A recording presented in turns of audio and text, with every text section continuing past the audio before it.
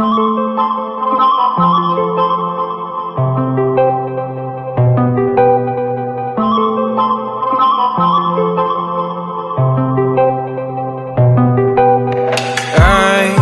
control away the pieces that you gave.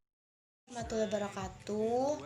Perkenalkan, saya Sri Wahyu Ningsi sebagai moderator akan melakukan penkes, yaitu pendidikan kesehatan secara online. Berhubung karena kita ada social distancing, yaitu kita akan melakukan penkes melalui secara virtual, yaitu online. Dan di sini materi akan dibacakan oleh Mbak Angelika, Mbak Anggi, Aziz, Sally, saya sendiri, Sri Ningsi, dan juga Tina Mardianti. Baik, langsung saja kita akan mempresentasikan tentang bayi baru lahir terkait dengan COVID-19, yaitu untuk slide 1 dan 3 akan dibacakan oleh Mbak Tina Mardianti. Untuk Mbak Tina Mardianti, dipersilakan. Untuk selanjutnya, seberapa besar sih resiko bayi baru lahir terkena COVID-19 atau virus corona ini? Ya, kita akan bahas di slide selanjutnya. Berdasarkan hasil penelitian adalah tidak ada resiko penularan virus corona atau COVID-19 dari ibu hamil ke janin dalam kandungannya. Hal ini juga dikuatkan dengan publikasi dari Pusat Pengendalian dan Pencegahan Penyakit Amerika Serikat atau CDC yang menegaskan bahwa virus corona atau COVID-19 tidak ditemukan pada cairan ketuban. Jadi untuk ibu hamil atau ibu yang baru melahirkan tidak ada resiko penularan COVID dari ibu hamil dalam kandungannya untuk janinnya ya Bu. Nah, juga pada cairan ketuban juga tidak ada resiko penularan COVID ini. Virus corona juga tidak terdeteksi pada air susu ibu atau ASI. Artinya, ibu yang positif corona masih tetap bisa untuk menyusui bayinya. Namun kemungkinan ibu untuk menularkan virusnya pada bayi tetap bisa terjadi, yaitu melalui droplets atau percikan ludah saat ibu melakukan kontak fisik atau jarak dekat dengan sang bayi. Itu otomatis ibu akan kemungkinan menularkan COVID-19 ke bayinya karena jaraknya dekat ya dengan bayinya.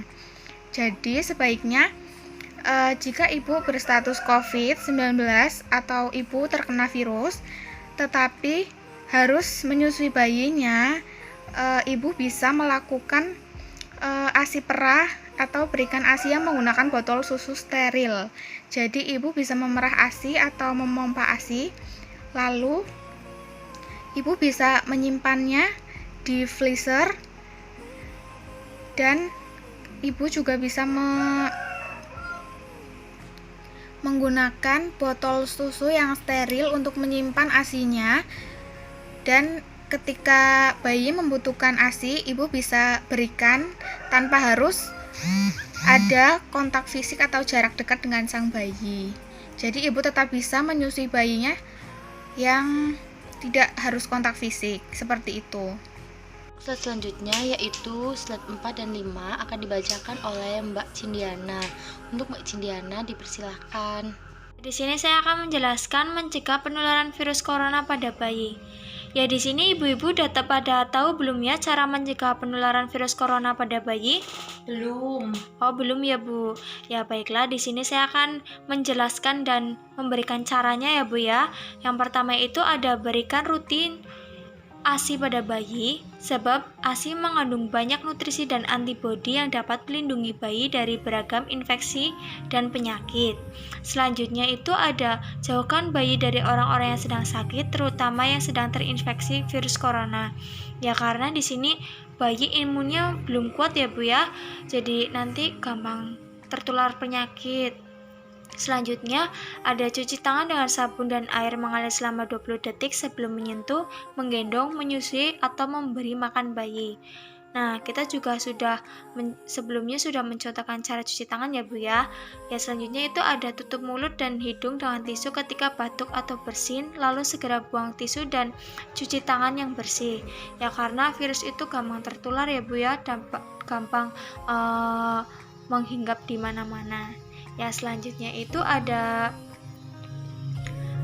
6 cara merawat bayi baru lahir saat pandemi virus corona. Nah, di sini ada 6 cara ya Bu. Saya akan menjelaskannya dan memberikan caranya.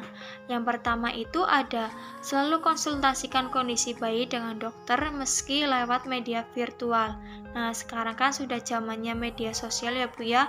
Banyak sekali aplikasi yang bisa tanya-tanya ke dokter, atau bisa pakai aplikasi yang bersangkutan langsung dengan rumah sakit, atau aplikasi yang mengetahui gejala-gejala penyakit. Jadi kita itu bisa cari-cari di Google dan lain sebagainya ya.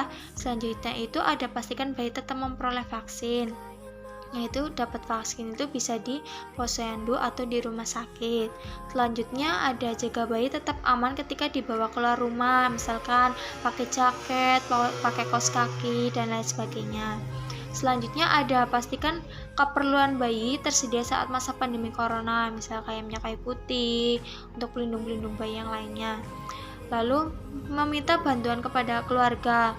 Nah, kita kan saling membutuhkan bantuan orang lain ya Bu ya, jadi apa-apa kita bisa meminta bantuan kepada orang lain atau ke keluarga. Setelah itu ada tetap jaga kesehatan dan mental. Selanjutnya untuk slide 6 dan 7 akan dibacakan oleh Mbak Anggi. Untuk Mbak Anggi dipersilakan.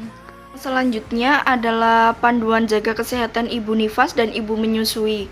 Yang pertama, ibu nifas atau bayi baru lahir. Perawatan bayi baru lahir, termasuk imunisasi, tetap diberikan atau tetap dilaksanakan sesuai dengan rekomendasi dari Pengurus Pusat Ikatan Dokter Anak Indonesia atau PPIDAI. Terus yang kedua adalah pemeriksaan pasca salin dilakukan dengan kunjungan rumah sakit sesuai prosedur. Terus kemudian yang ketiga, segera ke fasilitas pelayanan kesehatan bila ada tanda bahaya pada ibu nifas dan bayi baru lahir. Atau bisa baca buku KIA yang merupakan buku yang berisi catatan kesehatan ibu saat hamil, bersalin, dan nifas. Yang selanjutnya adalah ibu menyusui. Yang pertama, ibu bisa konseling resiko menyusui. Yang kedua, ibu cuci tangan terlebih dahulu sebelum menyentuh bayi, menyentuh payudara, menyentuh pompa ASI atau botol. Terus yang ketiga, ibu bisa menggunakan masker saat menyusui. Yang keempat, bersihkan pompa ASI setiap sehabis dipakai. Selanjutnya, sebaiknya ibu memerah ASI supaya bayinya bisa minum ASI lewat botol yang steril. Selanjutnya untuk slide yang terakhir yaitu 8, 9, dan 10 akan dibacakan oleh Mbak Angelika. Untuk Mbak Angelika dipersilakan. Ya baik, saya Angelika Erliana. Di sini saya akan menjelaskan slide ke-9 dan ke-10 ya. Baik, langsung saja saya bacakan. Rekomendasi bagi tenaga kesehatan terkait pelayanan pasca persalinan untuk ibu dan bayi baru lahir. Semua bayi baru lahir dilayani sesuai dengan protokol perawatan bayi baru lahir. Untuk pelayanan screening hipotroid kongnital, pengembalian spesimen tetap dilakukan sesuai prosedur ya.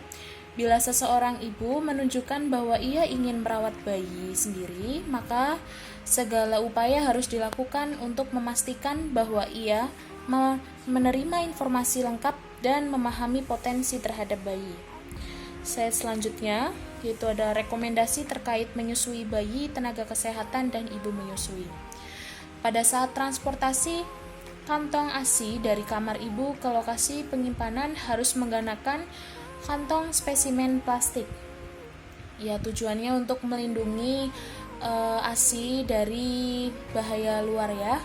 Nah, yang kedua ada keputusan untuk menyusui atau kapan akan menyusui kembali.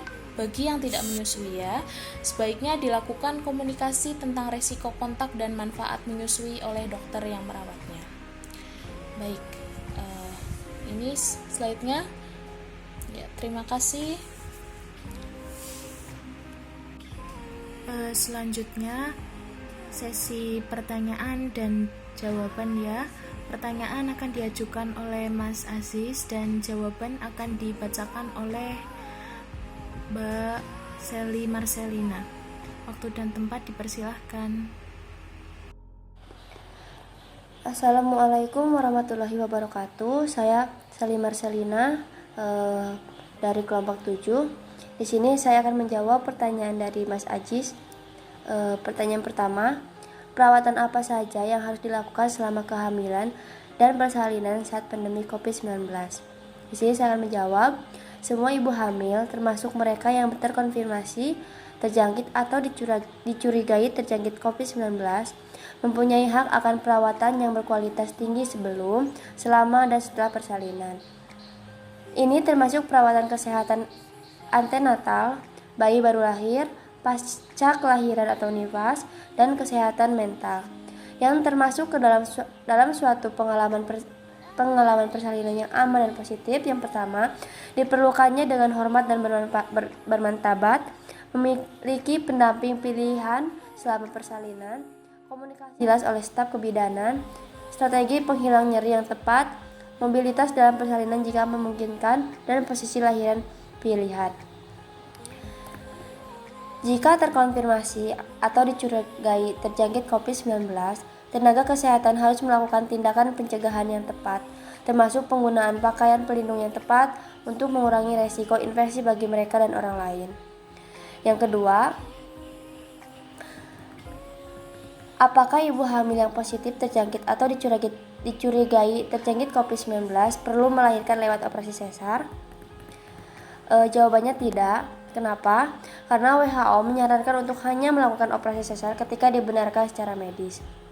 Cara persalinan seharusnya dilakukan secara per individu dan berdasarkan keinginan ibu hamil serta indikasi kebidanan.